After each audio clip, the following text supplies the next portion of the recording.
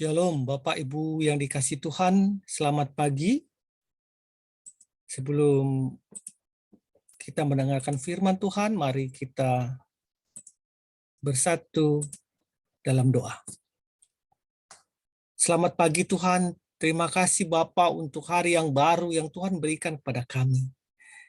Tuhan, kami tahu Bapak, bahwa rasa sukacita, rasa semangat kami menghadapi hari yang baru ini yang Tuhan berikan, itu datang daripada Tuhan. Untuk itu Bapak, pada pagi hari ini juga kami mengundang Tuhan untuk masuk ke dalam hati kami, beracara seluas-luasnya dalam hati kami. Agar apa yang kami langkah pada pagi, siang, dan nanti malam, melalui tindakan kami, melalui perkataan kami, melalui pikiran kami, seturut dan sekendak oleh kehendak-Mu ya Tuhan. Hamba berdoa buat seluruh pemirsa dimanapun mereka berada dengan pergumulan kehidupan mereka, dengan kehidupan tantangan-tantangan hidup mereka. Biarlah Tuhan yang menjadi suluh, Allah yang di depan mereka berjalan hingga mereka mampu untuk melewatinya. Terima kasih Tuhan, kami siap untuk mendengar firman-Mu dalam nama Tuhan Yesus. Amin. Baik, Bapak Ibu, judul nats firman Tuhan adalah masa lalu dan obatnya. Masa lalu dan obatnya. Landasan firman Tuhan diambil dari Roma 1 ayat 16. Sebab aku mempunyai keyakinan yang kokoh di dalam Injil. Karena Injil adalah kekuatan Allah yang menyelamatkan setiap orang percaya. Sebab aku mempunyai keyakinan yang kokoh dalam Injil. Karena Injil adalah kekuatan Allah yang menyelamatkan setiap orang yang percaya. Roma 1 ayat 16.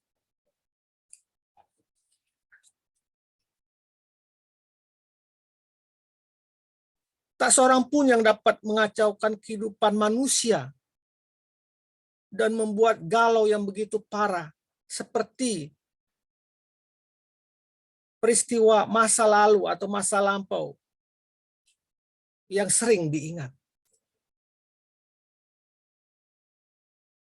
Kejadian-kejadian masa lampau dapat secara tetap dan terus-menerus menguras tenaga seseorang, merenggut daya gunanya, menyumbat mekanisme mentalnya dan rohaninya, bahkan memotong dorongannya sampai di titik nol.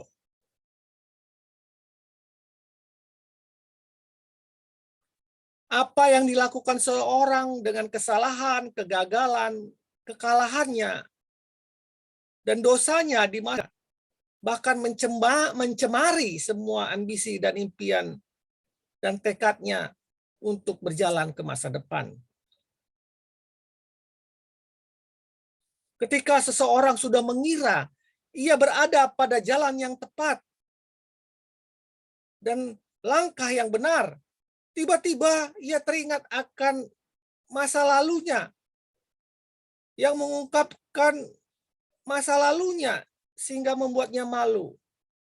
Masa lalunya seperti kabut tebal yang menghalangi terang mentari yang penuh harapan akan masa depannya. Ingatannya akan kegagalan-kegagalan dan kekalahan-kekalahan di masa lampau membuat vitalitasnya semakin lemah dan terpukul. Bahkan seseorang akan berkata, untuk apa ini semua gunanya? Karena pun aku akan gagal seperti hari-hari yang lampau, seperti masa lalu.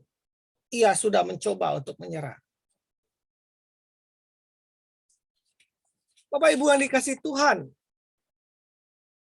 bagaimana memecahkan wabah masa lalu ini? Bagaimana menghalau hal-hal yang selalu mengikuti kita akan kejadian-kejadian masa lampau ini? Lady Macbeth berusaha menyingkirkan rasa bersalah itu dengan mencucinya, katanya, keluarlah kau kecemaran terkutuk. Ia berseru.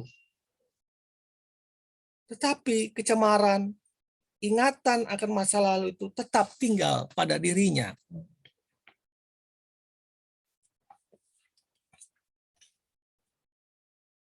Pilatus meminta sebuah tempat air dan mencoba hal yang sama. Saya tak punya urusan apapun dengan orang yang benar ini. Ia menyatakannya dan mencuci tangannya. Tetapi perbuatan itu telah terjadi. Ia merasakan beban kesalahannya. Ia tidak dapat lolos. Yudas Iskariot kembali kepada kepala imam dan berkata serta memohon kepada mereka menerima kembali 30 keping perak yang mereka telah kasih itu. Harga pengkhianatan yang memalukan itu, yang menghantuinya. Tetapi mereka tak mau mengotori jemari mereka dengan uang darah itu. Dan lalu akhirnya Yudas membuang uang perak itu ke lantai bait Allah dan keluar, lalu menggantung dirinya. Bapak Ibu dikasih Tuhan, apakah harga yang akan dibayar seseorang untuk melupakan kejadian-kejadian masa lalunya yang mengikutinya terus-menerus ini? Agar kenangan-kenangan jelek masa lampau itu dapat dihapuskan dalam memorinya. Adakah obatnya? Jawabnya adalah obatnya memang ada. Dan ajaibnya, obat itu diberikan cuma-cuma.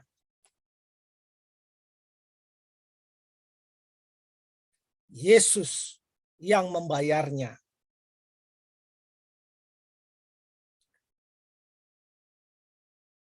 Ini pula alasan mengapa iman Kristen itu sah, karena Yesus sendiri adalah jawabannya. Ia mempunyai kuasa yang dapat menghapuskan masa lampaumu. Kejadian-kejadian yang menghantuimu. Bahkan dia dapat menyingkirkan dan mencucinya.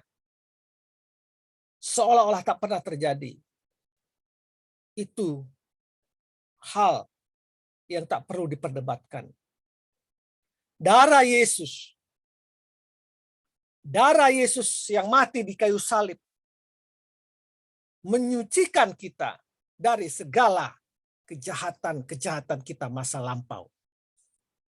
Dan sekarang, obat itu, yaitu darah Yesus sendiri, berkuasa membersihkan manusia. Sebab aku mempunyai keyakinan yang kokoh dalam Injil. Karena Injil adalah kekuatan Allah yang menyelamatkan setiap orang percaya. Roma 1 ayat 16. Darah Yesus mensucikan engkau.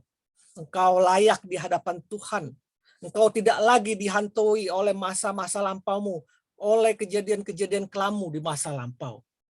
Yesus berkata, jika engkau datang kepada Tuhan dan mengaku dosamu, maka Allah adalah Allah yang adil dan setia.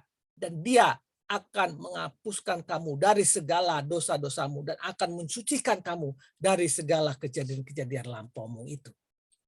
1 Yohanes 1 ayat 9. Untuk itu Bapak, mulai hari ini, tatap ke depan, lupakan masa lampaumu, karena masa-masa lampaumu, masa-masa lalumu yang kelam itu sudah ditebus oleh Yesus dengan darahnya yang mahal. Engkau sekarang layak di hadapan Tuhan. Engkau adalah milik Tuhan Yesus. Engkau adalah ciptaan baru, yang lama sudah berlalu, sesungguhnya yang baru sudah ada saat ini, yaitu dirimu yang sekarang.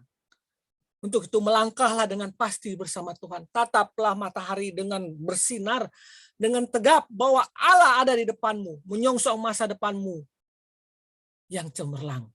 Selamat melangkah, selamat menjalani hidup yang baru bersama Tuhan di hari yang baru ini. Tuhan Yesus memberkatimu. Amin. Amin.